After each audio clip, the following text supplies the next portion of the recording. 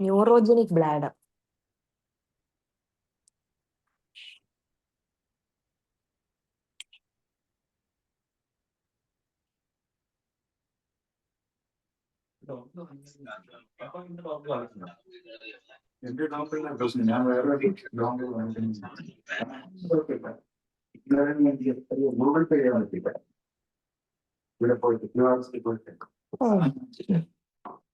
ഉപ്പാക്ക് ഫോണിൽ നെറ്റ് കിട്ടൂലേ?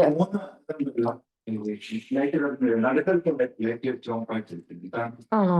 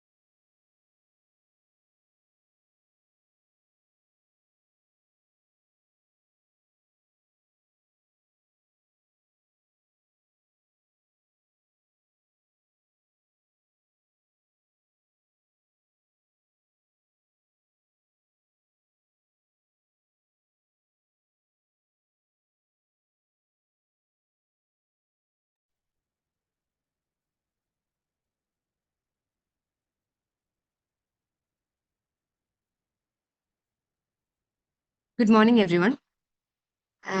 The topic for today's discussion is neurogenic bladder. I am Dr. Olivia Thomas, second year neurology resident. The session is moderated by Dr. Ajith.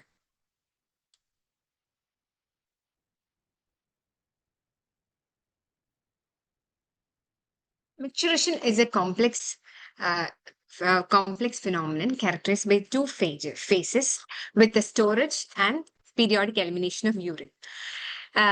So the functional units of lower urinary tract, which is controlled by smooth and striated muscles, include the reservoir, that is the urinary bladder, and the outlet that is formed by the bladder neck, urethra, and the urethral sphincter.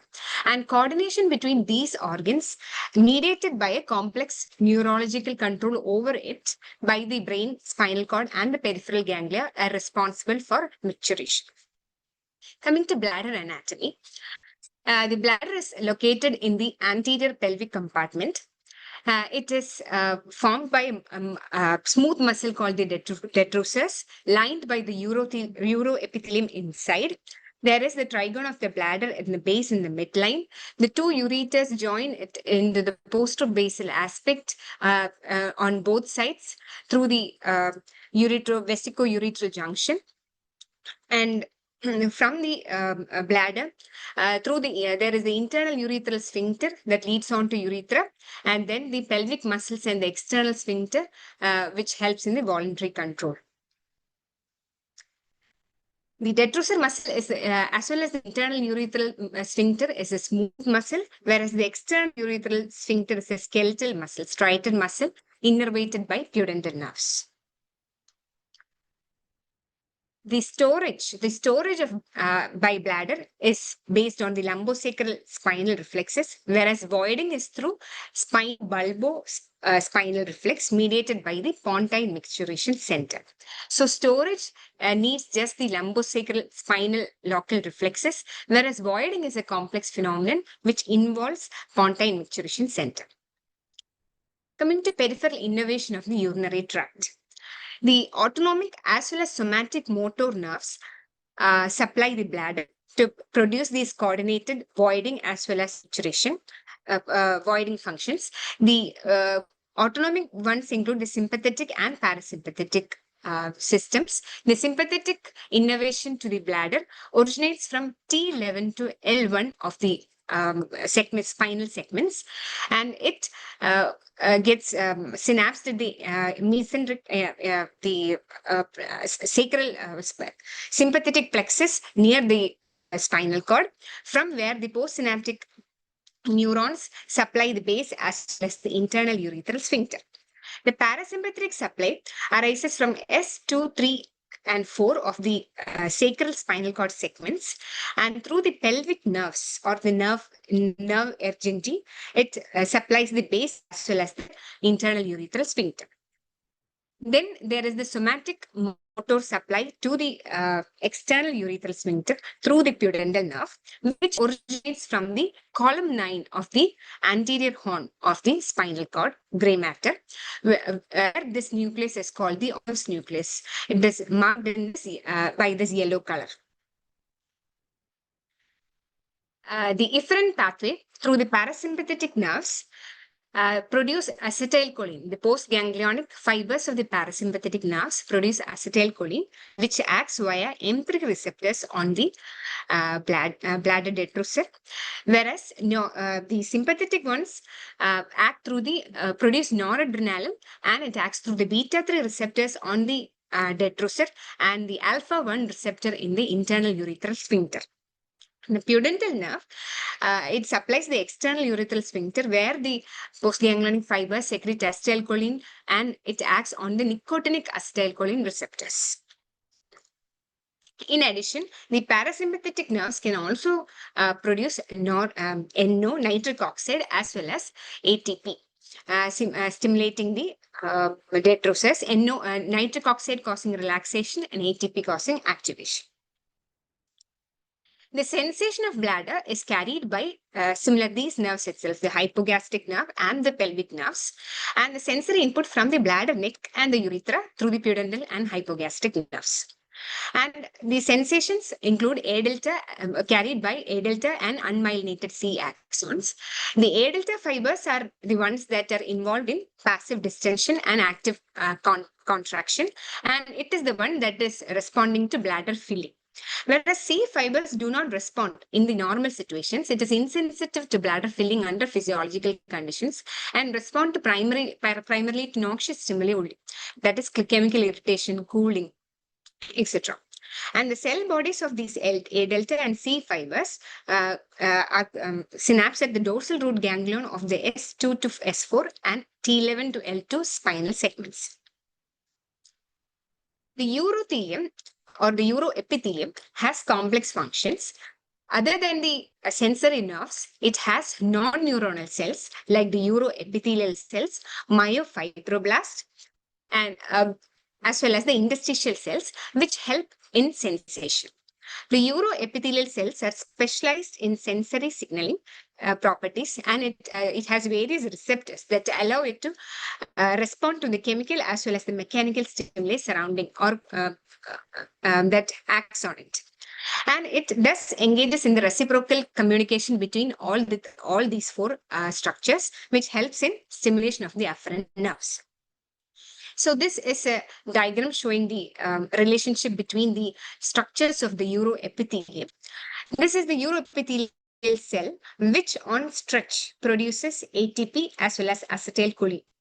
ATP that is produced on stretch acts on the purine receptors P2X, P2Y on the urethral cell, urothelial cell, the afferent nerve terminal, as well as the interstitial cells. It also produces acetylcholine, which also acts on the urothelial cells, interstitial cells, as well as the afferent nerve terminals. The acetylcholine helps to produce nitric oxide, which has a relaxation property. The epinephrine and norepinephrine that is supplied through the blood vessels, through the sympathetic system, also can act on beta 3 receptors and produce nitric oxide, which helps in local relaxation. So this local pathways help in acting these uroepithelium as a stretch organ in the bladder. We see sensory fibers, in addition, will have various receptors such as vanilloid receptors, tyrosine kinase receptors, purine receptors, neurokine receptors, which helps to respond to various noxious stimuli and various growth factors. After that, the afferent pathways project to discrete regions of the dorsal horn, which contains interneurons and dendrites of the efferent neurons. And some of these interneurons participate in the local spinal reflexes, and some of them send long projections to the brain, traveling in the lateral or the dorsal funiculus, and thus helping in micturition. So in the storage phase, there is detrusor relaxation and sphincter is active. In the voiding phase, detrusor contracts, sphincter relaxes. So the reflexes or the local reflexes mediating storage phase. That is bladder afference through the pelvic nerve, through the pudendal nucleus back to external sphincter can help in external sphincter contraction and the bladder detrusor relaxation resulting in storage. Also, the afference from the pelvic nerves through the lumbar sympathetic pathway causes detrusor relaxation and internal sphincter contraction. The sympathetic activation results in inhibition of the parasympathetic activity at the level of autonomic ganglia. The storage center, the pontine micturition center that is located in the pons, has a medial and lateral parts, where the lateral part of the pontine micturition center also has some role in controlling this local spinal reflex. The voiding reflex is by the afferent firing. Initially, there is afferent firing through the pelvic nerves, which activates the spinobulbospinal pathways that are mediated by the periaqueductal gray and the pontine micturition center, which then gives parasympathetic outflow and completing this reflex pathway through the hypogastric nerves, causing through the pelvic nerves, causing the parasympathetic activation and causing the bladder detrusor contraction and internal sphincter relaxation. The voluntary control, so from the pontine micturition center down, it is the involved in micturition. But above the pontine micturition center, there are cortical centers as well as brainstem controls, brainstem centers that help in voluntary control of micturition. These include the anterior cingulate gyrus, medial prefrontal cortex, lateral prefrontal cortex, thalamus, hypothalamus, etc. These can have a complex interplay, complex connections between them, as well as with the micturition centers of the periaqueductal gray and the pontine micturition center, controlling the micturition.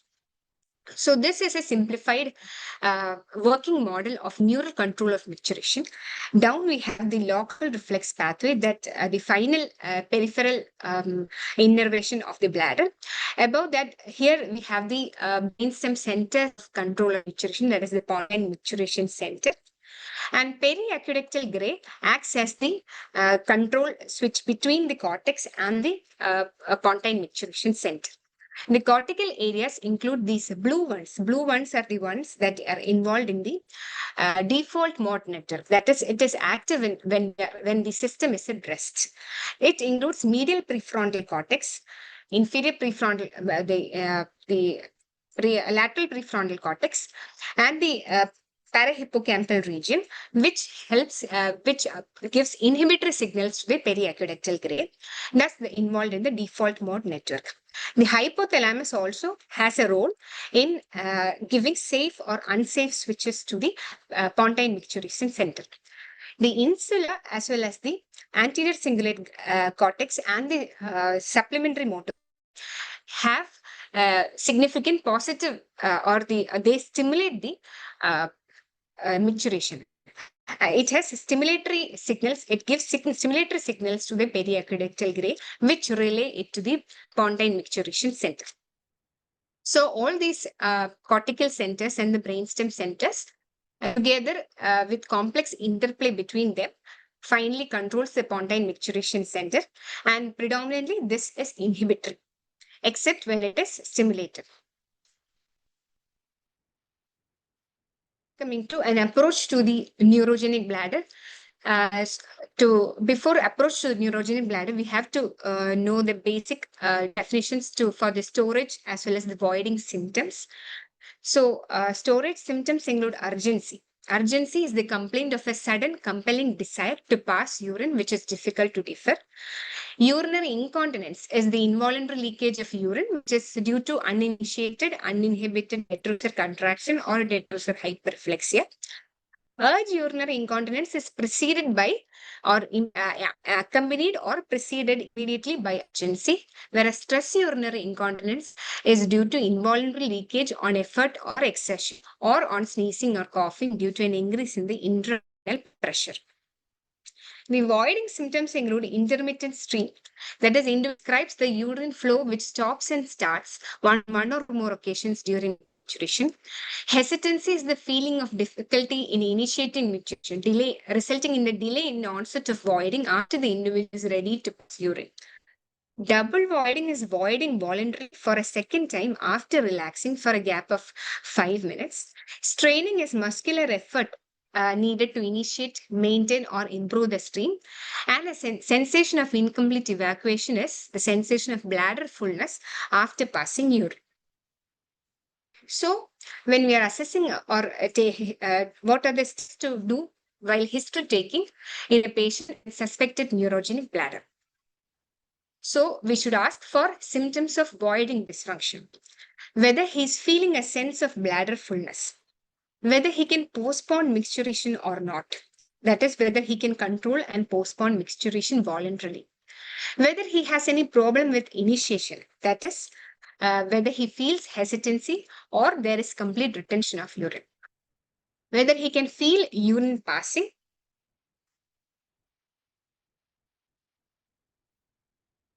Then about the stream, whether it is weak or interrupted. Whether there is a sense of incomplete evacuation or whether there is terminal dribbling. After asking about the symptoms of voiding dysfunction, we should also ask the frequent, that is, this voiding happens times per day. More than or equal to 8 times in 24 hours is considered as increased frequency of micturition. As nocturia more than one time awakening night is considered as nocturia.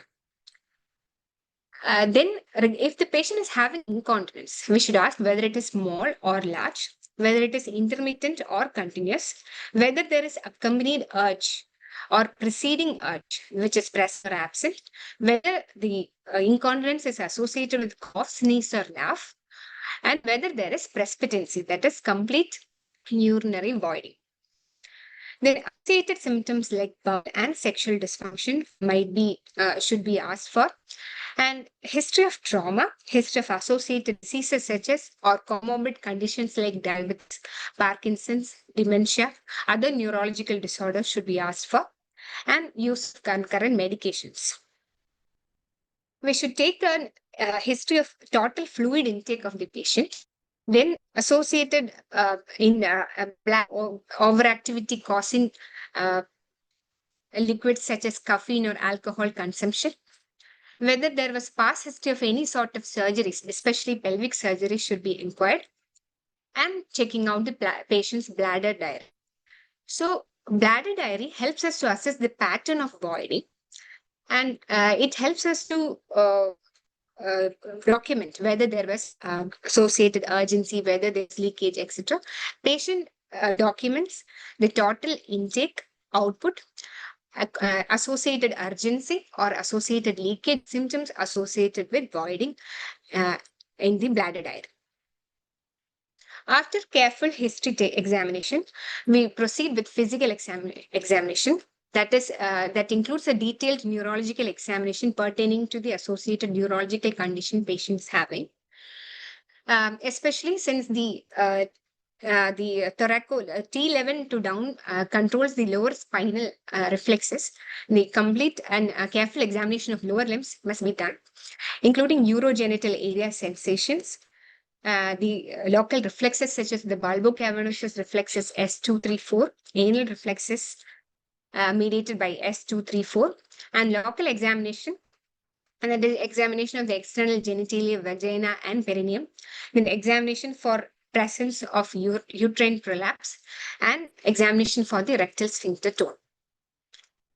So when patient, especially when presenting with urgency or symptoms associated with urge incontinence and urinary disturbances, we should always rule out an acute reactive UTI. So a urinary dipstick test or a urine microscopy for puzzles must be done at the first visit itself. Then a baseline serum creatinine and GFR estimation has to be done. And USG KUB or kidney screening for the kidney, ureter, and bladder to know the status of kidneys in the neurogenic bladder. That is whether it also helps us to calculate the postvoidal residual volume calculation. If the significant postvoidal residual volume is considered to be more than 100 ml or more than 1/3 of the bladder capacity. And USG also helps us to have a periodic checkup on the upper urinary tract in high-risk urinary bladder in neurogenic bladder cases. Then coming to urodynamic studies. All patients with suspected neurogenic bladder, in order to document the type of neurogenic bladder as well as the pressure, flow, etc., we carry out these urodynamic studies. It also helps us to differentiate between neurologic and urologic causes, to exclude coexisting pathologies, to accurately and objectively assess the bladder dysfunction, and to clarify and to find out the severity of the, to correlate the symptom and severity. So the usual urodynamic studies that are in practice now include uroflowmetry, cystometrogram, pressure flow studies, urethral pressure profile, video urodynamics, and electromyography. Uroflowmetry, it measures the urine flow rate. It measures the amount and speed of the urine that is excreted per second. Patient is asked to urinate into a special funnel like this. It is a completely non-invasive procedure. Just based on the flow of the urine, it calculates the flow rate per second of the urine flowing into the funnel, the time taken for the bladder to empty completely, the amount of the urine flowing per second by help of an electronic device which is connected to the funnel. And it plots a graph like this. And the normal graph looks like this inverted bell-shaped graph. So the parameters that it uses include maximum flow, time to reach the maximum flow, average flow, flow time, total urine made, and discharge time. Based on this, we can diagnose various flow-related conditions. When there is low detrusor contractility with abdominal straining, when there is intermittent stops and starts, there will be interrupted curves. A plateau-like pattern will be seen in prolonged voiding or stricture urethra. The average flow rate has also been already found out for the pediatric age group as well as adult age group. So based on the average flow rate, we calculate whether there is reduced flow or irregular flow or increased flow. So based on if there is reduced flow, it suggests impaired detrusor contractility or outlet obstruction or detrusor sphincter dyssynergia.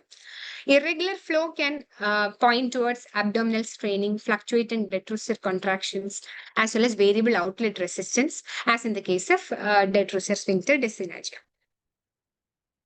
Coming to cystometrogram. Cystometrogram, it assesses the bladder function and urinary control by measuring the relationship between bladder volume and pressure. It calculates the bladder pressure and the volume flow. So, the normal bladder capacity is 400 to 500 ml. The cystometrogram can assess the bladder capacity, the detrusor pressure and compliance of the bladder, the detrusor stability. From the graphs plotted, we can detrusor is stable, whether it is uninhibited or overactive, and we can also calculate the residual volume. A normal cystometrogram looks like this. It has the flow rate, the intravesical pressure, the intra-abdominal pressure, the detrusor pressure, which is calculated as the difference between the intra-abdominal and vesicular pressures. And then there is the EMG being recorded concomitantly of the urethral sphincter and the compliance. So constant pressure, that is that, and at the end of filling also, there is a constant low pressure in normal bladder. It does not reach more than 6 to 10 centimeter of water. And any provocative measures such as coughing or sneezing does not produce a bladder contraction in a normal cystometrogram.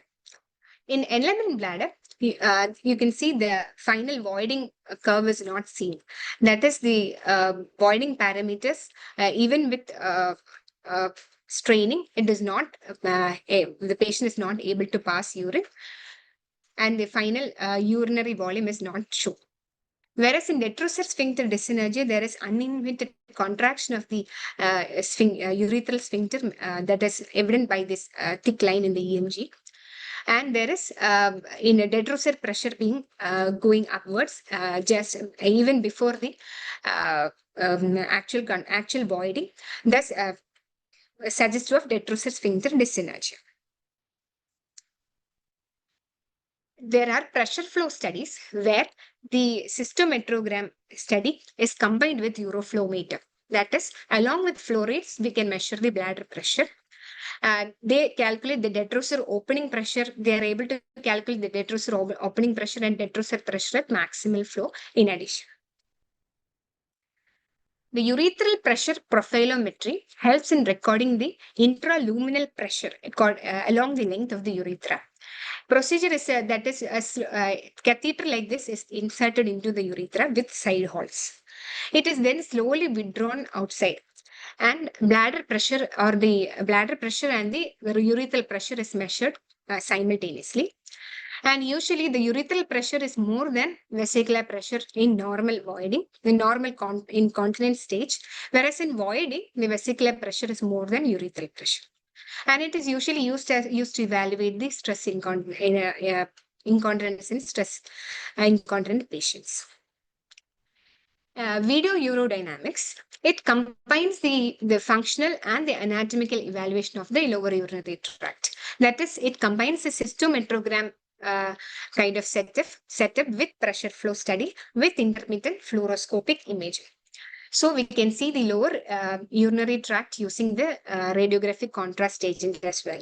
And it is gold standard in patients with neurogenic lower urinary tract dysfunction, female bladder outlet obstruction, as well as when there are congenital anomalies of the urinary tract.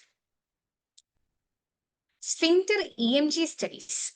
So the indication of sphincter EMG is voiding dysfunction, especially when we attribute it to a peripheral nervous system lesion, especially that is spinal dysraphism, surgery, post-childbirth, MSA, caudicunal neoplasm, spinal arachnoiditis, spinal stenosis, pelvic plexus injury, etc. Then we can use this sphincter EMG studies. So it can also be used to find out the cause of retention in a young female, or when there is associated fecal incontinence and sexual dysfunction. We can combine the sphincter EMG of external urethral sphincter as well as the external anal sphincter, and in the evaluation of stress incontinence. During the EMG studies of the external urethral sphincter, there will be an initial burst of EMG activity followed by a lower level of tonic firing of external urethral sphincter, and the activity ceases during voiding. And the motor unit action potential normal values include duration less than 6 milliseconds, amplitude less than 300 microvolts, and less than 15% of the motor unit action potentials can be polyphasic. So, having studied the urodynamic studies, we move on to the abnormal bladder function classification systems. That is, the neurogenic bladder is the failure to store or failure to empty. And based on this, various classification systems have been emerged. So, it takes into consideration the bladder function, whether the bladder is normal, overactive, or hypoactive or atonic, and the urethral function, whether it is normal and appropriate, hypotonic, or dysfunctional. So, we will deal with the clinically valuable systems now. The first one is the neurogenic bladder, the International Continence Society classification. The second one is the Lapides classification.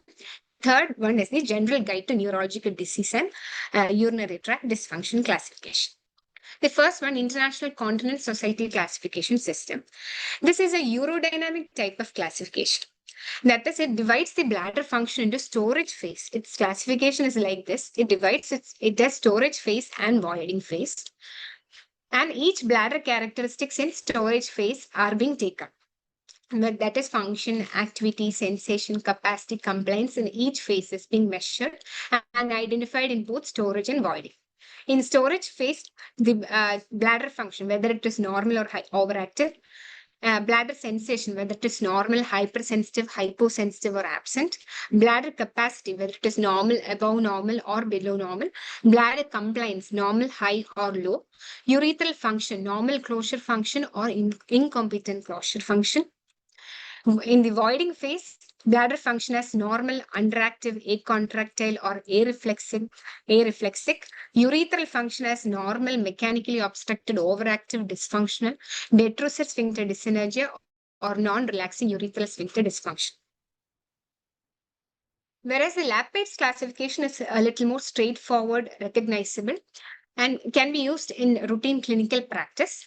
But the problem is that many patients do not fit precisely into the categories of these Lappé's classification. There can be overlap between various categories. And the Lappé's classification does not involve urethral function. The classification includes sensory neurogenic bladder, motor paralytic neurogenic bladder, uninhibited bladder, reflex neurogenic bladder, and autonomous neurogenic bladder. Sensory neurogenic bladder are due to neurological processes that specifically disrupt the afferent nerve fibers to the brain or bladder sensory nerves, where the motor function is spared and there is absent bladder sensation. So the bladder will be atonic or hypotonic. It will be large, and patient can have overflow incontinence due to overdistension. And usual causes include diabetes, stapes dorsalis, pernicious anemia. In motor paralytic neurogenic bladder, the loss of parasympathetic motor innervation to detrusor happens. So there is chronic overdistension leading on to large capacity bladder. And here also patient can have overflow incontinence. When we see there is high postvoidal residual volume and low detrusor during detrusor voiding pressures during voiding. So if sensor is preserved, patient can have painful micturition. Causes include trauma, extensive surgery, or herpes zoster. In uninhibited neurogenic bladder, the cortical control over the pontine micturition center is lost. But the pathway after that is the descending pathway after pontine micturition center is intact.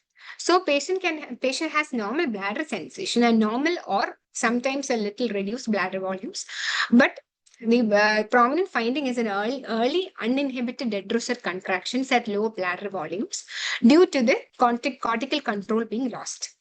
And the postvoidal residual volume in such cases is usually low. It is not large. So, and patients in most cases are able to completely evacuate. And it is seen in frontal lobe lesions.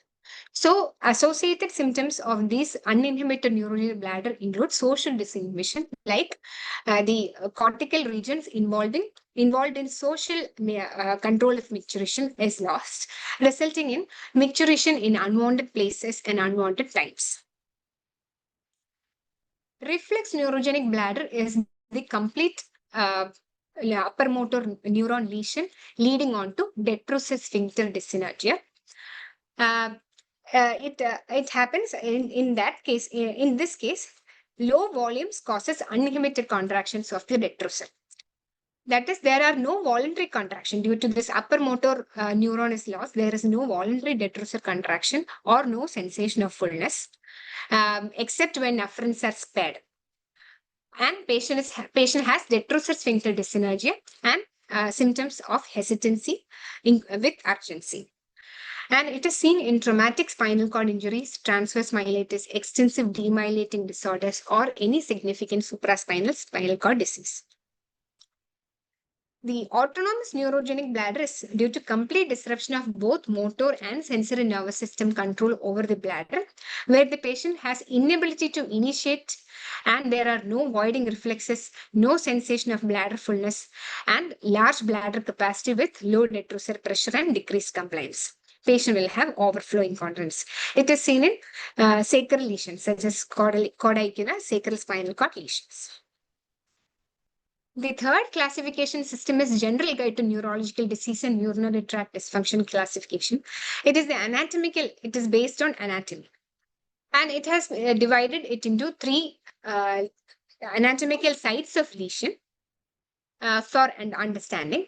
That is suprapontine, spinal, that is infrapontine suprasacral lesion, and sacral or infrasacral lesion. The suprapontine lesion means above the pontine micturition center, where patient presents predominantly with storage symptoms like urgency and urge incontinence, and ultrasound shows insignificant or reduced post-voidal residual volume will be less than 100 ml, and urodynamics shows detrusor overactivity. In sacral or infrasacral lesions, patient predominantly has voiding symptoms like hesitancy and poor stream of urine, and post-voidal residual urine volume is always raised.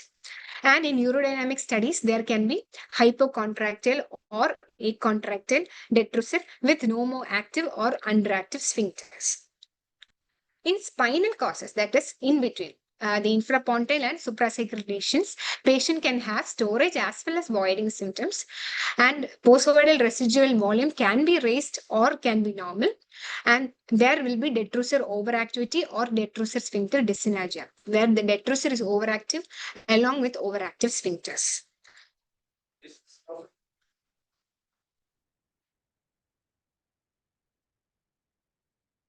Virtually the same, but this includes urodynamics. And they are using urethral function also inside a general neurological disease classification, whereas in Lapid's classification, urethral control is not included. Basically, detrusor is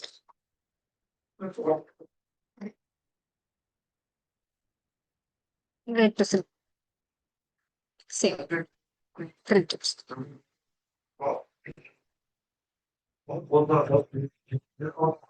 Yes. Basically, it's the same.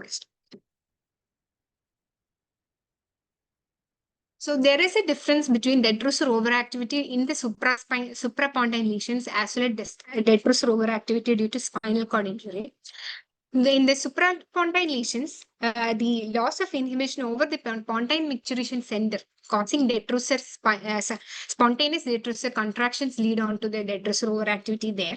Whereas in spinal cord injury, the local emergence of segmental reflexes mediated by capsaicin-sensitive C5 fiber afferents can drive involuntary detrusor contractions and can lead on to detrusor contractions in spinal cord injury.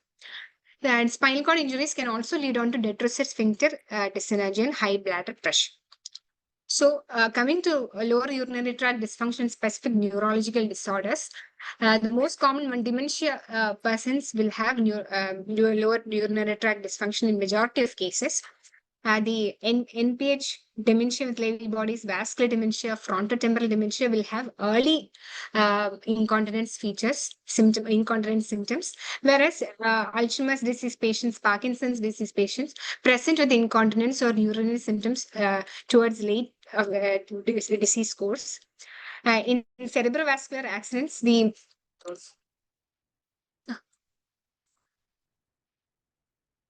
sir. What is the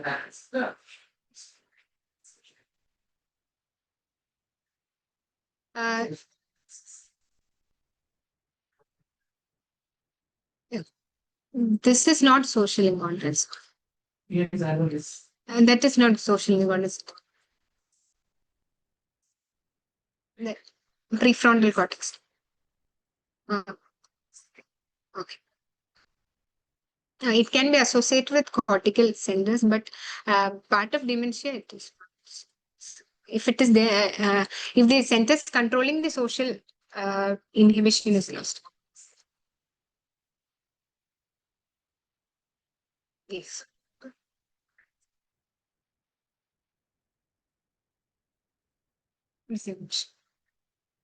different.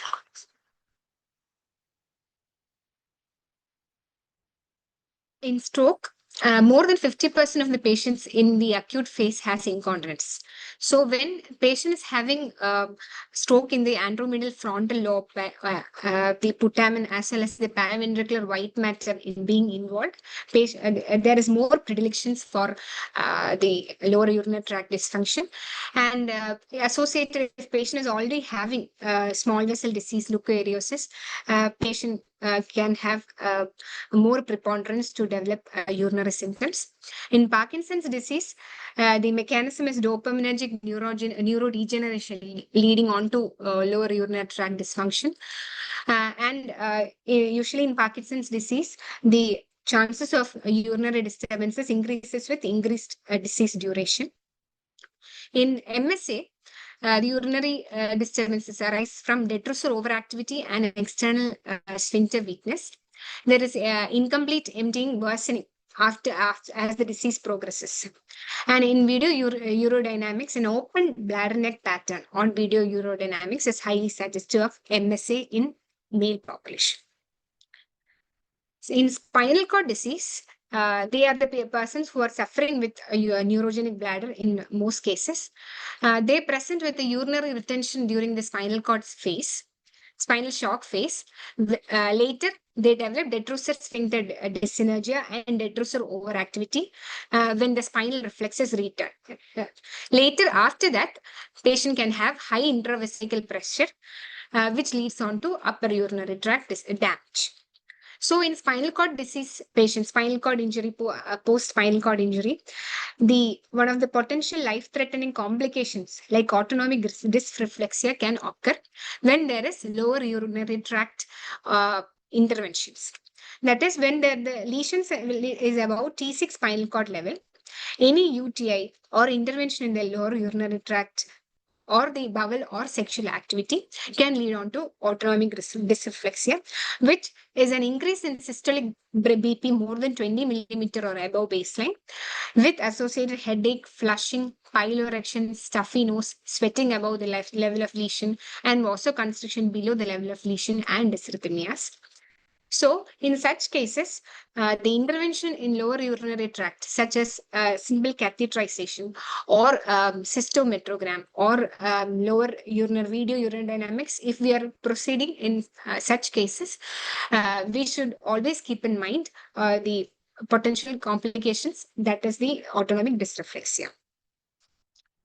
In spina bifida cases, more than 90% of the pediatric population having spina bifida present with lower urinary tract symptoms. Most commonly involves detrusor overactivity, detrusor underactivity, low compliance with ineffective contractions. They can also have detrusor sphincter dyssynergia or static or fixed external urethral sphincter, depending on the type of the associated anomalies of the urinary system. And if there is spinal cord tethering, patient may be asymptomatic till adulthood or late adulthood, and patient can present with new onset symptoms in the later period due to spinal cord tethering.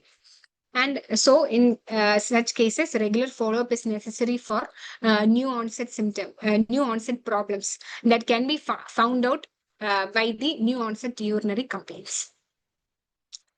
Fowler syndrome, it is a phenomenon in young women incomplete urinary retention without any underlying urological or neurological disease.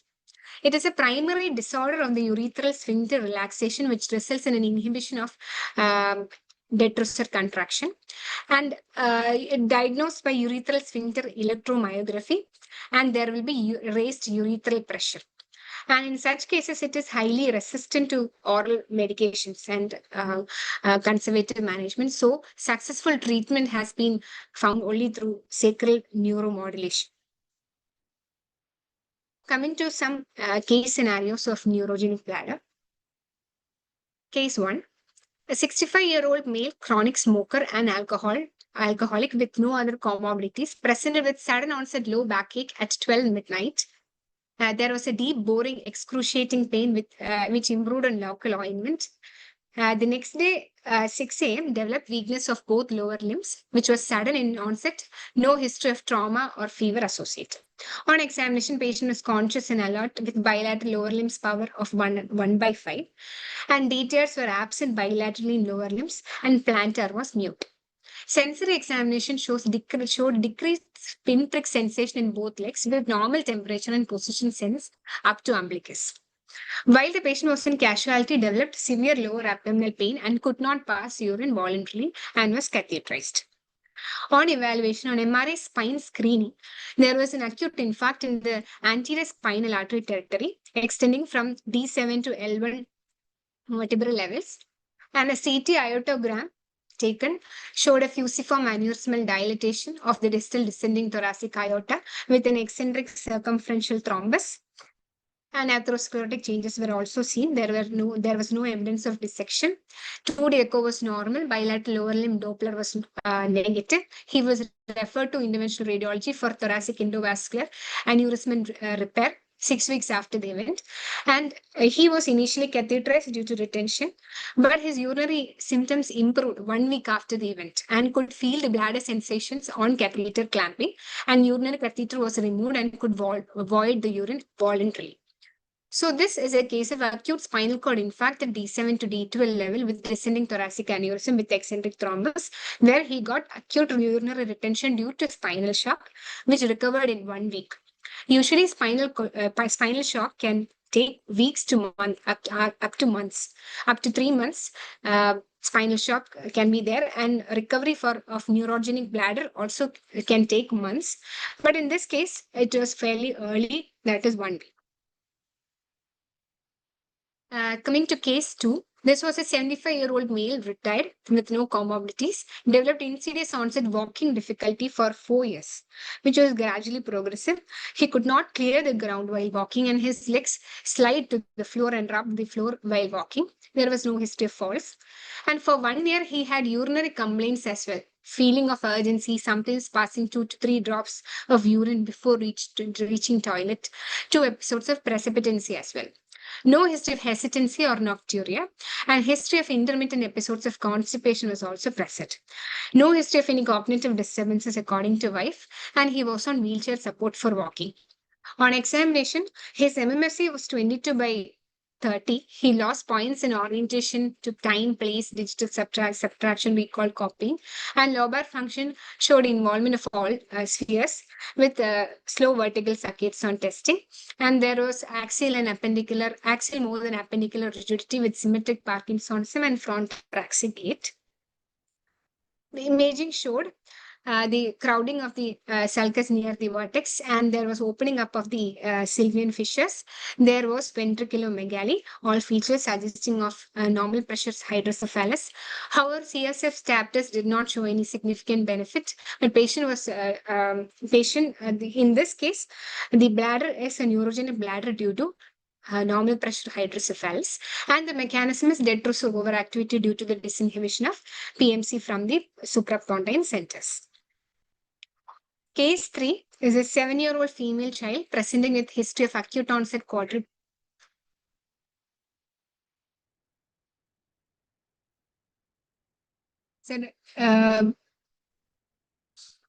Facto, suprapontine areas, they are active. They are the de facto on one. Why are they in the on one? If they are not in the on, the bonds will be in the stimulus for bladder contract. They are the on one and keeps the bonds to the quiet stage, so that the detrusor can expand as the fluid comes in. Good. So in case what happens is the centers are affected. Very good. So the detrusor will start expanding. So there is actually a detrusor overactivity is happening. So that's the reason. Not as so it's already very wrong. Just the social. It will not. Yes. Centers causing inward. Yes. That's yes. Case 3, A 7-year-old female child presented with history of acute onset quadriparesis, urinary retention, sensory disturbance of the bilateral upper limb distally. She was admitted elsewhere and diagnosed as MOG antibody disease, was treated with IVIG, IVMP plex, and then received monthly IVIG. On admission, she was ambulant without support with dragging of limbs and was climbing with support. She had difficulty in squatting. But can get up from squatting position. History of occasional buckling also was present. She had significant urinary complaints. She could pass 50 to 80 ml of urine, and after that needed catheter to drain out rest of the urine. She says she cannot feel the sensation of incomplete evacuation. There was no hesitancy or urgency or precipitancy. And on evaluation, a MOG antibody was positive. MRI brain showed non-enhancing intramedullary T2 hyperendensities of spinal cord extending from C4 to D3 vertebral level. And USG KUB taken showed bilateral dilated pelvic calyceal systems with significant postcoital residue with diffusely thickened bladder wall and bladder calculus. So, in this case of a MOG antibody disease with LETM, she is having a neurogenic bladder with complication, that is reflux nephropathy. So, urology consultation was sought in review of reflex nephropathy, who advised frequent clean intermittent catheterization or an indwelling catheter. And she was on tab tolterodine 2 mg at night for bladder symptoms, along with clean intermittent self-catheterization. And she was kept on urology follow-up. So coming to management of neurogenic bladder. What are the goals of treatment in neurogenic bladder? The primary goal of treatment is to protect the upper urinary tract from damage. Because in neurogenic bladder, patient can have erratic or increased bladder pressures, which can cause reflex increase in pressures through the urinary system to the upper urinary tract, causing permanent harm to the bladder. And the second goal is to maintain urinary continence and to improve the patient's quality of life. Bladder storage pressure should ideally be below 40 centimeter of water. And higher pressure can carry a high risk of renal dysfunction and vesico-ureteric reflux. And whom to be given what treatment? The specific treatment selected will depend upon the etiology of neurogenic bladder. What is the etiology? Patient preferences, age and comorbidities, as well as patient's ability to implement therapy whenever necessary, when therapies involving patient cooperation is being used. Treatment modalities include behavioral interventions, medications, catheters, neuromodulation, and surgery. Behavioral interventions include timed voidings, especially for sensory neurogenic bladder patients when they don't have the sensation, but they have the ability to pass urine. So such people can be given timed voidings, time for voiding, so that they can the unnecessary increase in bladder volumes can be prevented. Habit retraining, that is, once patient goes into an acute neurological disorder and a patient goes into neurogenic bladder, he will have erratic voiding patterns. So in order to maintain a usual voiding pattern, habit retraining can be done.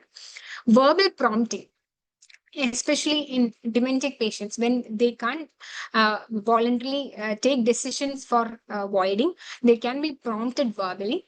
Prompted voiding can be practiced. Then whenever there is increased fluid intake from the part of patient, or whether when there is evening or nighttime use of increased fluid causing disturbances like increased nocturia or increased frequency of urination, we can reduce fluid intake, taking into consideration the other systemic factors as well. And pelvic floor exercises. That is, even though pelvic floor acts as a support only for the urinary system, which the urination is primarily due to detrusor as well as the sphincters. But pelvic floors acts as support for the micturition. So the pelvic floor exercises, example, the Kegel's exercise help to support these pelvic floor. So the symptoms like leakage and symptoms of urgency and the lower urinary tract dysfunction can be reduced. Stress urinary process.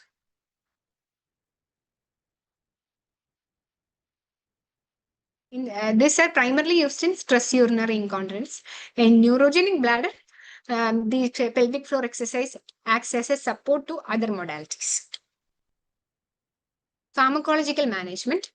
The primary mainstay of pharmacological treatment in neurogenic bladder include antimuscarinics. It blocks the M3 predominantly on the detrusor as well as the suburothelium and the mucosa, and blocks the parasympathetic mediated activation of the detrusor. And the density of these receptors, M3 receptors, decrease from the dome to base. Thus helps in efficient MT. So the antimuscarinics also acts like that and help in reducing the symptoms of storage. So antimuscarinics are used for storage symptoms. Uses include reduced episodes of autonomic dysreflexia due to uninhibited detrusor contraction. It can reduce the bladder spasms and leakage in patients with indwelling catheters. And there are also intravesical preparations which can be used, especially in patients doing intermittent self-catheterization, can be used with minimal systemic side effects. And the adverse effects of antimuscarinics, as we all know, include dry mouth, constipation, blurring of vision, cognitive issues, etc. Especially in patients with urge incontinence due to MS, PD, or stroke, who have elevated residual urine after voiding, it can cause urinary retention. That is, antimuscarinics can cause urinary retention. In such patients, they will have a minimal ability to void. So when we use antimuscarinics, it can precipitate urinary retention. So we should take care in using in such patients. And whenever, if concomitant alpha blockade is used in such patients, alpha blocker to be given initially to improve the voiding ability, followed by antimuscarinics to reduce the detrusor or the storage symptoms. And the common antimuscarinics used include oxybutynin, solifenacin, darifenacin, fosterotide, trospium, etc. Oxybutynin is used in a dose of 5 to 20 mg daily doses. In divided doses can be even TID. And intravesical oxybutynin preparations are available, which are safe and have lesser side effect profile. Transdermal oxybutynin patches are available as an alternative to oral preparations. Since these oxybutynin through liver metabolism can produce N-disethyl oxybutynin, which is responsible for dry mouth as well as other side effects. So transdermal patches help to avoid this first-pass metabolism and can reduce the side effects. Tolterodine has 8-fold lesser affinity to salivary glands when compared to oxybutynin. So they have less dry mouth when compared to oxybutynin. They can be used in a dose of 2 to 8 mg per day, but 8 mg is the maximum dose. Tolterodine can cause QT shortening, so it should be used cautiously. Trospium is used in a dose of 20 to 60 mg divided doses. And efficacy is similar to oxybutynin, but it has lesser dry mouth. And trospium, compared to others, does not cause blood-brain barrier. So CNS adverse effects such as cognitive dysfunction are seen in less frequency. For elderly patients and individuals with memory or cognitive issues, anticholinergic drug selection should include medications that do not significantly affect brain activity. It includes trospium and darifenacin. Propivarin is a newer anticholinergic, where it has both anticholinergic as well as calcium channel blocking properties. Activation of muscarinic receptors in the detrusor muscle results in both the influx of calcium and its release from the intracellular stores. It is being targeted here. So propivarin can be used in idiopathic detrusor overactivity and neurogenic detrusor overactivity. Mirabegron is a beta-3 adrenoreceptor agonist. It's the next class of drugs used in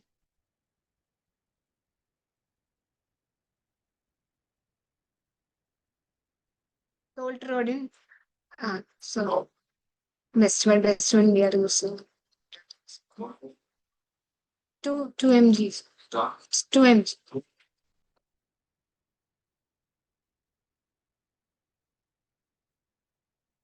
Mirabegron is a beta-3 adrenoreceptor agonist. which is used to relax the overactive detrusor. That is, its efficacy is equivalent to anticholinergics and will not affect the voluntary micturition. I've already discussed that when the voiding is preserved, when the patient's voiding is preserved, when anticholinergics are used, the patient can get retention. But in case of mirror background, they do not affect voluntary micturition.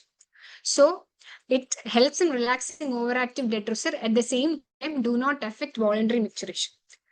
And its efficacy is equivalent to anticholinergics as well.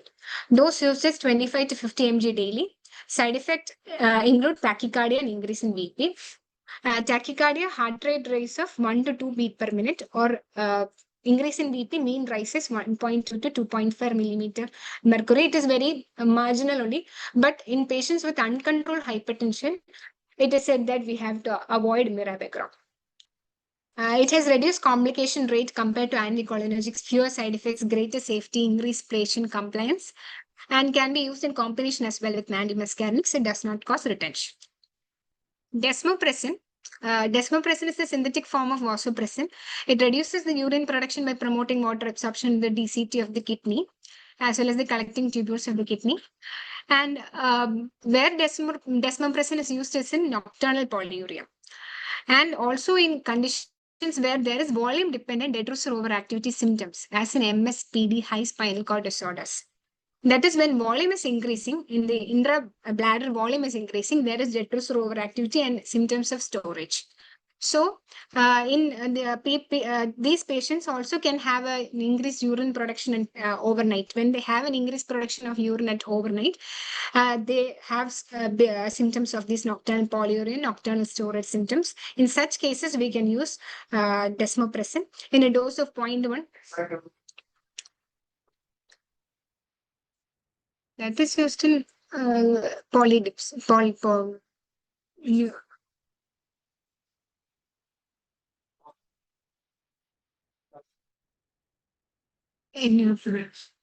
Post surgery, patients who have undergone surgery over the pituitary region, for pituitary, some adenoma or craniopharyngeal. Many times they get ADH. ADH, is it? Or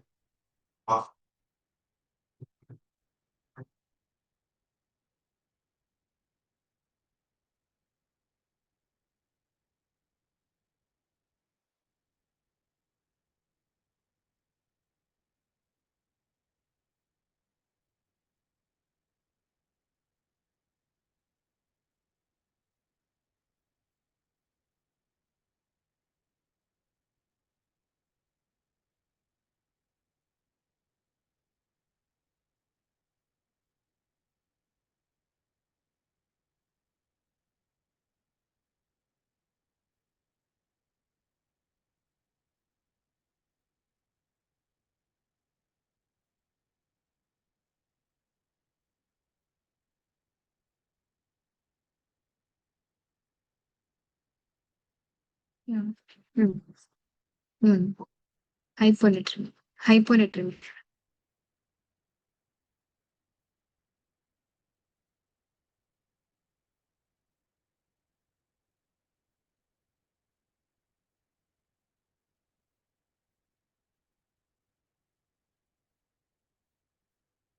there is these are the conditions where desmopressin is available at 0.1 milligram at 0.2 dart spray or 0.1 milligram tablets.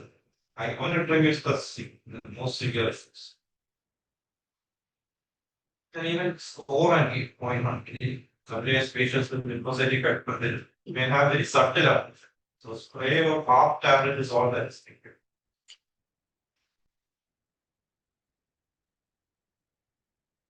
Desmopressin given at 0.1 or 0.2 milligram night dose or nasal spray at bedtime, and lower doses to be used in elderly and female patients.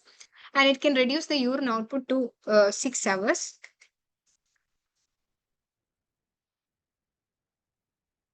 Up to 6 hours, it can reduce the urine output and can help in nighttime, help in reducing the nocturnal polyuria. And it is used in, it can also be used as in combination with other strategies. Its adverse effects include hyponatremia, hypertension, and congestive heart failure. It should be used in caution with if patient is having a pre-existing hyponatremia or renal failure, congestive heart failure, dependent leg edema, and patients over 65 years of age, where it has to be used with caution. And whenever in use, we should monitor the serum sodium as well as creatinine and timely intervals. The alpha blockers are usually used in BPH. It helps in smooth muscle relaxation in the neck and the internal urethral sphincter and can reduce the bladder outlet obstruction. So improved bladder compliance via alpha blocking by this alpha blockers helps in, especially in combination with the antimuscarinics, can help in storage symptoms. That is, it helps in improving the bladder compliance, especially when it is used in combination with antimuscarinics. And it can be combined with antimuscarinics in patients with concomitant storage symptoms. In patients who can void, it is found to reduce the postvoidal residual volume as well and urodynamic urine flow rate. So it can reduce the postvoidal residual volume in patients who can void. Examples include alpha-socin, terasocin, doxazocin, tamsulosin, psilocybin. And commonly used ones are the Silodosin. Silodosin commonly used when 8 mg a day.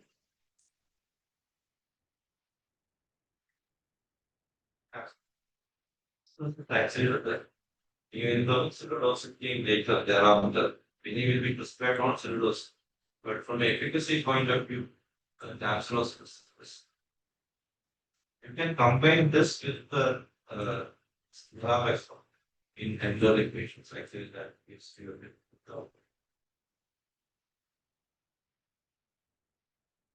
So just flow chart showing the treatment algorithm just to guide regarding the management of neurogenic bladder.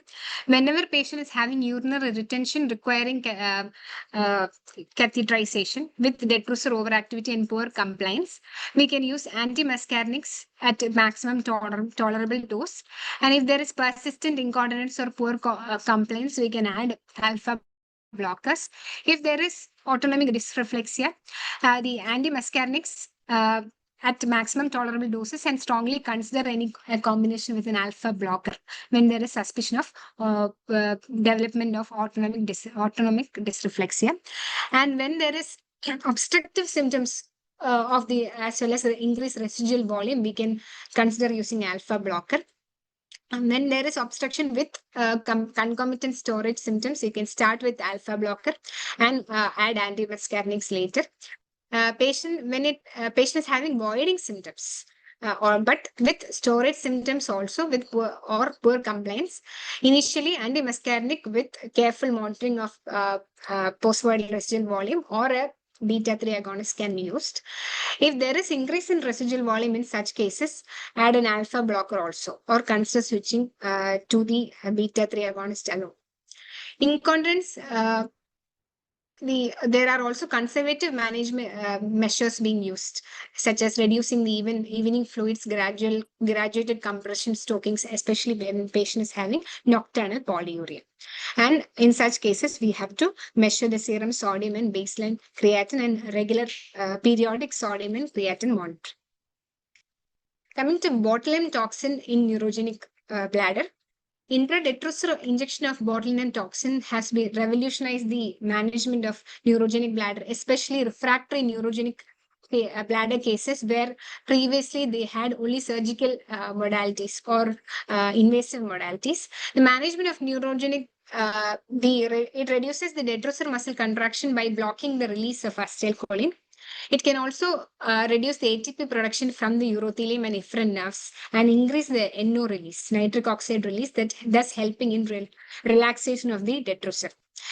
It helps to reduce the mean detrusor pressure by 40 to 60% to significantly reduce the incontinence and bladder overactivity. And it is helpful when patient is having detrusor overactive with autonomic dysreflexia. Patient botulinum toxin is highly effective. And various doses have been tried in various studies. 200 to 300 units currently being used under cystoscopic guidance, being injected into the detrusor. And side effects include increased postvoidal residual volume, needing clean intermittent self catheterization, and patient has to be warned that they will need this for some time before giving botulinum toxin, so that after patient knowing about this complication only, this can be done. And efficacy usually lasts 6 to 9 months, sometimes up to 11 months. Clean intermittent self-catheterization. It is the gold standard therapy in patients with urinary retention, inability to drain adequately their bladders when they have larger postvoidal residual volume, that is more than 200 ml, and usually in patients with manual dexterity, when they can themselves use. Their upper limb strength is okay for doing it themselves. Strength and cognitive ability to perform the self-catheterization independently. If patient is not having that ability, if the caregiver, a dedicated caregiver is there, then also we can we can suggest a clean intermittent self-catheterization. And it has fewer long-term complications. When compared to an indwelling catheter, this has fewer long-term complications such as renal deterioration, urolithiasis, autonomic dysreflexia, as well as reduced chances for infection. But it does not work well when there is abnormal urethral anatomy. Patient can't use it in a daily basis, and small bladder capacities when it is less than 200 ml.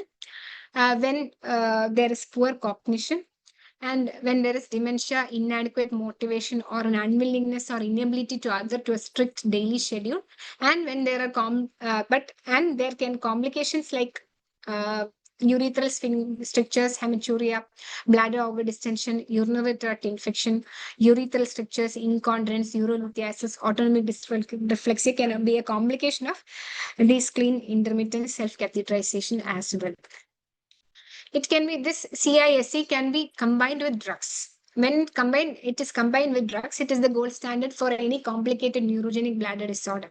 That is, it is based on theory that any complex neurogenic bladder can be turned into an incompletely emptying bladder. And then we can use clean intermittent self-catheterization. With medication, a complex neurogenic bladder is being converted to an incomplete emptying bladder, and then use this CIS. Foley's catheter for indwelling, that is, indwelling catheterization is used in acute urinary retention when there is sustained high postvoidal residual volumes in selected patients with poor hand function, dementia, active substance use, high detrusor pressures, VUR, failure of other treatment modalities, not candidate for any surgical option, those with limited help available, and long-term catheterization should be avoided whenever possible. Suprapubic tubes produce lesser urethral irritation, so they are preferred over Foley's catheter in cases of long-term therapy. And it is also easier to change, and it is more comfortable for the patient and reduce risk of UTI. Sacral neuromodulation is a minimally invasive therapy where there is a percutaneous placement of a small tined electrode wire along the S3 nerve root through the S3 foramen under fluoroscopic guidance, and there is an external electrical stimulator and a battery. And it modulates the poor or unregulated spinal cord reflexes in the local spinal reflexes, and help in blocking the afferent input to the sacral spinal, primarily through the C3 stimulation. And it can also block the C fiber activity, and it is useful in urinary urgency, incontinence, frequency, urinary retention. And potential candidates are failed behavioral methods, maximum tolerable pharmacological therapy being used for at least 8 to 12 weeks. And relative contraindications include rapidly progressive disorders, active pelvic infections, urine or bladder outlet obstruction, and inability of the patient to operate the program. Percutaneous tibial nerve stimulation is a minimally invasive procedure where there is temporary percutaneous placement of fine needle near the tibial nerve at the ankle. and a small fixed frequency of electric current is being given, and the nerve is stimulated for 30 minutes, and it can be given as 12 weekly sections and can be followed by monthly maintenance therapy. And but it is not as effective by botulinum toxin, and botulinum neurotoxin has superseded all these modalities in their efficacy as well as use. And surgery in very refractive cases with reduced bladder complaints, bladder capacity, and intractable overactivity that are not responding to pharmacotherapy or botulinum toxin retrocessor injections. And when it helps in getting good continence or helps in protecting the upper urinary tract. So the preferred type is an ileal cystoplasty, and patient who undergo these surgeries need permanent neurological follow-up.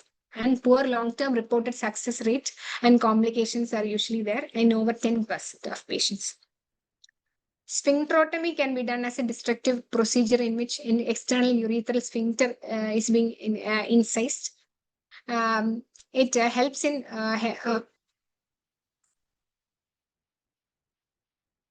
Botox. This is also superseded by Botox. Urinary diversion surgeries are also there. Continent diversion and incontinent diversion. Continent diversion, where there is a internal reservoir or a pouch, and that is it is like a bladder substitute. Whereas incontinent one, it is just creating a continuous passage to the skin surface. Incontinent ones, when the patient can't put intermittent catheters to remove urine. In such cases, we use incontinent urinary diversions. Coming to monitoring in neurogenic bladder. In neurogenic bladder patients, there should be regular post-mortem residual volume measurement, serum creatinine, blood urea, nitrogen, and USG to look for the upper urinary tract health. Periodic urodynamic studies to assess the monitoring, management of complications, assessment of quality of living. So, thank you.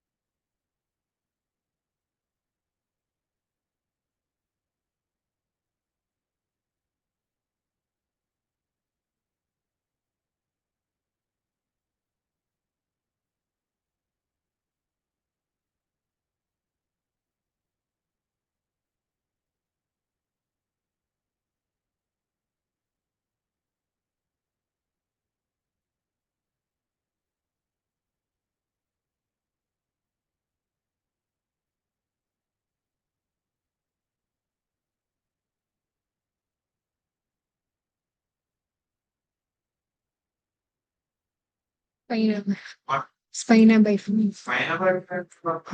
Primary.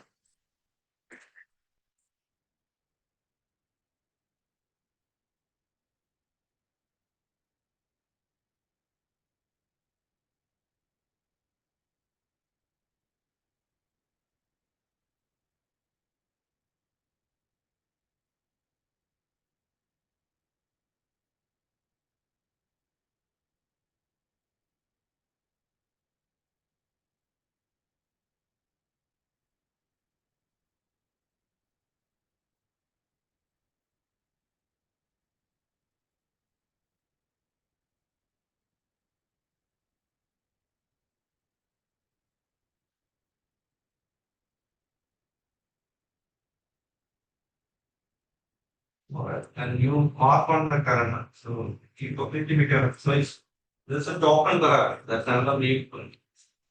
So you said if you are trying for 7 days or 10 days, I'll take you to the park, right, buy you an ice cream. So for that ice cream, because mothers give some importance to that. So for that, they will be confident, and also you should avoid have the other maneuvers that you have already told, like no after 7 p.m. and all. And then if the child is confident for 1 month, you're taking for yourself. So you give a certain amount of attention to the child. Make him feel that you are also considerate about that child also. So that is the best thing. Another cause of secondary incontinence in the pediatric is between 5 to 8 years. Pinhole infestation, very important. Pinhole. So, on course of deworming is very much essential, and that the female, we should look for infections. In a male infection, what is the ideal? Just that is now advocated. First male infection pediatric. The secure. That should check. If you have got a male infection, and we by all sides of studies and videos. The various grades for that.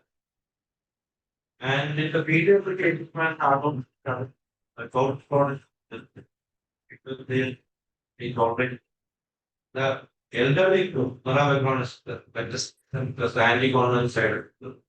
Sometimes if you are not getting the adequate response to 50 milligram mirabegron, there is no point in fact increasing to 100. I have not found any improvement 50 and 100. From 25 to 50 there is an improvement, but from 50 to 100 usually clinically there is none. So in those cases you can add and morning dose of tolterodins. So you can use the combination therapy of tolterodin in the morning type and the combination therapy of 500 patients. Thanks.